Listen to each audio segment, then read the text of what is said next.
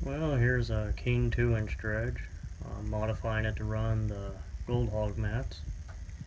I got River Hog, Talon, and UR mats in it.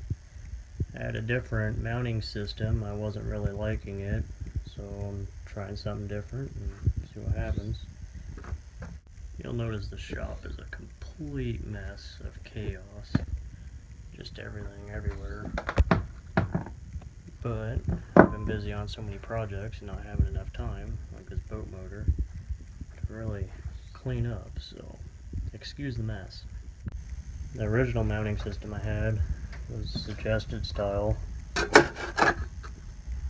which uses a clamp to hold down the mats. There's a piece of bar that went on top of that to spring load it. But I wasn't really liking that. It was acting like a big riffle or a ramp and throwing a lot of material up.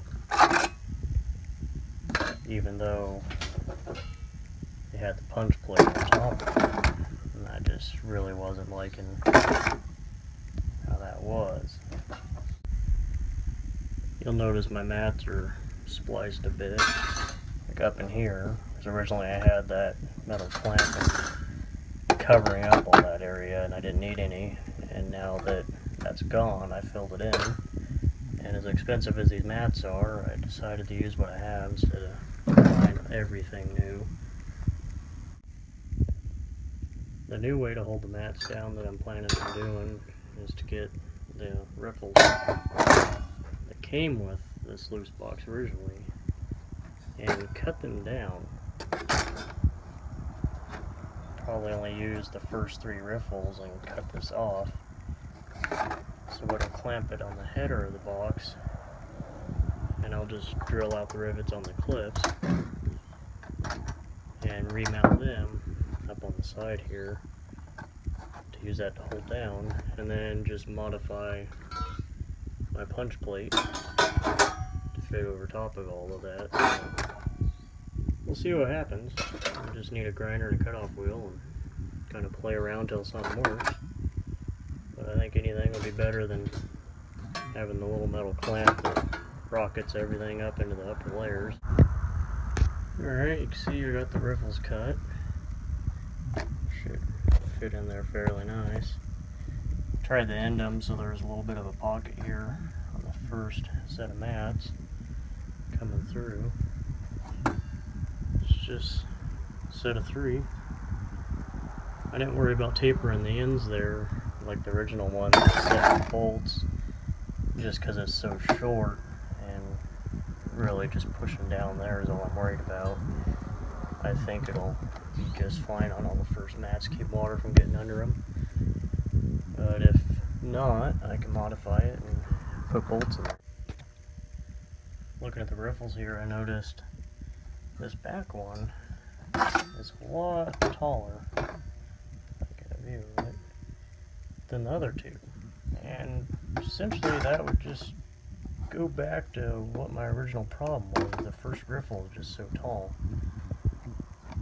And after looking at it, I think I might need the bolts here and taper them kind of like the original ones to hold down a little better. I think what I'm going to do is just clip off that riffle, but leave these legs in here and taper them. Alright, so I got the riffles cut for the second time, or third, whatever it is. Got an angle on them, just like the other side originally had.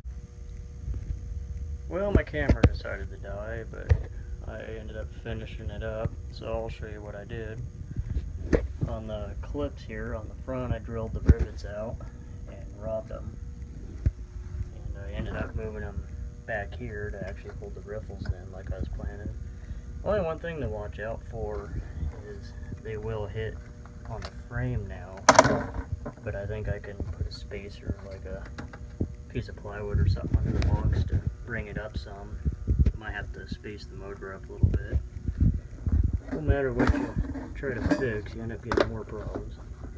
So what I did is, on the punch plate, and I put a bolt here, because once you cut these sides down to fit in between your riffles, you'll end up losing what holds it up. Instead still using the same hooks in the back. And you'll have to trim the little tab on the bottom right here to fit past one of the riffles in there.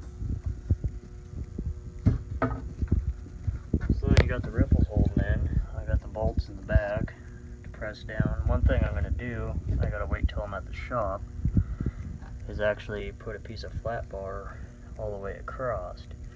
Something really narrow, and I might angle it up and actually turn it into a riffle.